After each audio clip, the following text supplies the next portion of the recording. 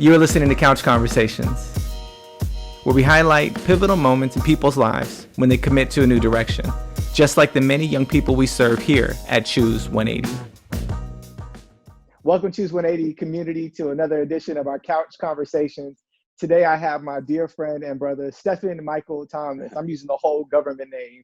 Former prosecutor with the King County Prosecuting Attorney's Office, now a champion for change with Prosecutor Impact. He's living out in NOLA, but still has the heart for the Northwest. Stephan Michael Thomas, thank you so much for sharing space with me virtually today on the couch. I'm excited to hear a pivot story from your life, man. So without no further ado, let's jump into it. Tell me about a pivotal moment in your life, brother. For sure, man. First, thank you, brother. I appreciate you reaching out, man. My heart and soul still resides so much in Seattle, and I love how Choose 180 has grown over the years. It has been amazing to see. Because I remember the first time I shared a pivot moment at Choose when it was the 180 program, about 18 years ago. And to see where you all are now is just absolutely amazing. So I appreciate the opportunity, man. I was thinking about this, not really in relation to this conversation. I just was, I've been doing a lot of reflecting during COVID. And I remember when I had graduated from high school, and I barely graduated from high school. I had a 2.0 GPA. At the time, I was working as a stock clerk at Bed Bath & Beyond. I was going to community college. I was selling crack cocaine and marijuana on the side. Every day, I was getting high and drunk. I was convinced that I needed to smoke weed and to drink alcohol to sleep at night. I had no direction, no goals, no positive influences other than my mother. Really, no one else at the time was really speaking into my life in anything positive. Around that same time, I had been arrested twice for marijuana-related offenses. And, I wish I could say there was a moment in time when I came to realize that my life was on a path to absolutely nowhere, like someone died or, some big thing like that. And I don't know what it was, bro.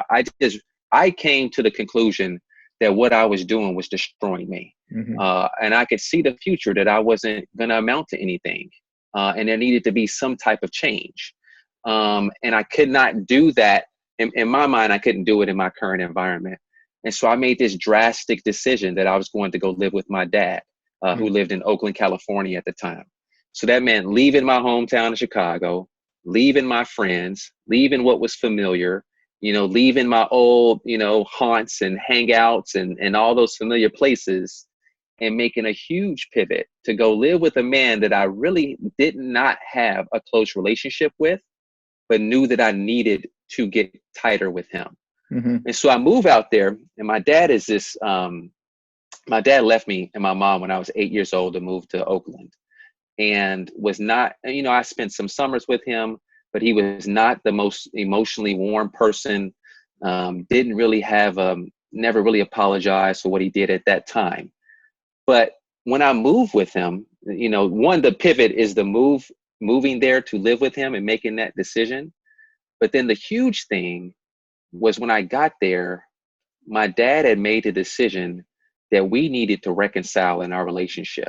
And he bring in a third party, a therapist or a counselor. I call him a healing practitioner, whatever you want to say, to help mediate between us. So that we can get out on the table some of the issues that we had been dealing with for so long. And it was amazing because it helped me to bring some awareness to some of the issues that he had. I didn't know he grew up in an alcoholic household. I didn't know that his father was incarcerated for manslaughter. And so now knowing that, okay, think about those ACEs, those adverse childhood experiences. He's checking them off. He's telling me, look, I grew up in an alcoholic family. My parents fought all the time. My father was incarcerated. I was moving from house to house to house. I never learned how to have emotional connection with people. And that awareness was huge for me. That brought a ton of understanding to who he was. But then the most powerful thing, too, to help me to pivot was him saying, I'm sorry. What I did to you wasn't about you. That was my issue.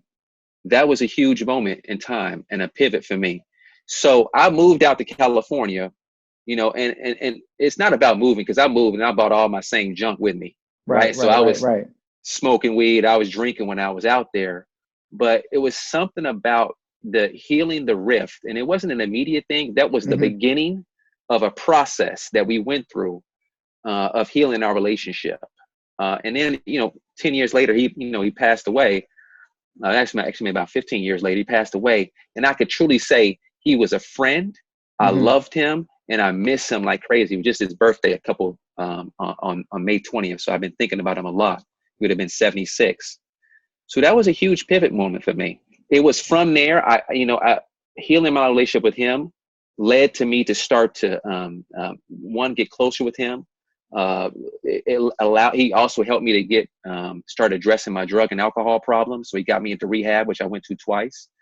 So that started the change. While I was at drug rehab, I learned about, connecting with a higher power. I learned about journaling, something I never did before, meditating, all these skills that I now fast forward 20 years later, I incorporate all those things into my life. I learned it at that time, and then, a year after I moved in with my dad, I got accepted to college, like a 4-year university, right? I met lifelong friends there, people who poured into me. I met mentors, peers who were on the right path, but also mentors who were pouring into me. I graduated from college, traveled the world, met my wife, went to law school, the story but it really started, at that moment when my dad and I reconciled. Like that was the big pivot moment. Yeah. And so I all that to say, not every dad is ready to do what my dad was able to do. But I will tell you that there's so many people that you can find, and not so many, but there are community members that are like surrogate fathers, man, that you can have that conversation with. You could talk with them about that. You can process with them through those things. And so I guess what I'm saying is like the importance of elders is huge.